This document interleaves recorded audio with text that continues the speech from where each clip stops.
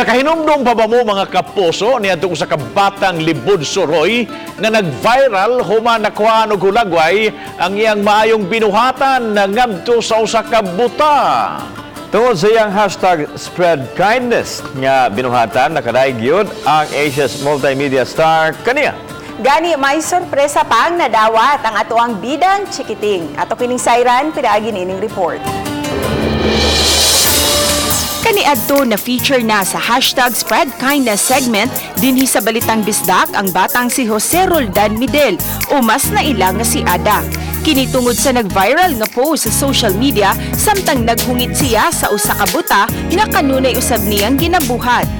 Apan may nakadaig sa iyang gibuhat o giplanuhan usab nga surprisahon ang maong bata. Dihang gipangutana siya kung unsa ang iyang gusto nga regalo, matud niya nga ganahan siya bag-ong sapatos kay gubaon na daw ang iyang gigamit.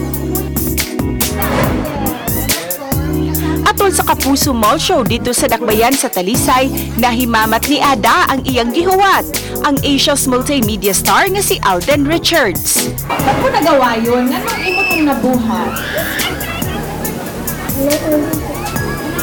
Naluoy daw siya, naawa daw siya, Alden. May bag-ong sapatos o adunay special award nga nadawat si Ada. Isip salamin sa hashtag Spread Kindness campaign si GMA Regional TV.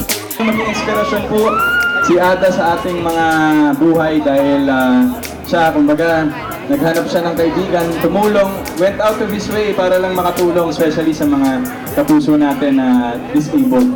Mapasalamaton si Ada sa iyang nadawat og misaad nga di mohunong sa paghimo og maayo. Salamat Kuya Alden kay na ako'y tapatos kihatag nimo. Pag-abot sa ilang balay, miambak si Ada sa kalipay og daling gisukod ang sapatos nga iyang nadawat. Dagang salamat hasta sa Balitang Bisdak. Salamat sa nga imong gikan akong anak taon. Uban ni Lian Singkulan ug Marlon Melgazo, Cecil Kibod Castro, Balitang Bisdak.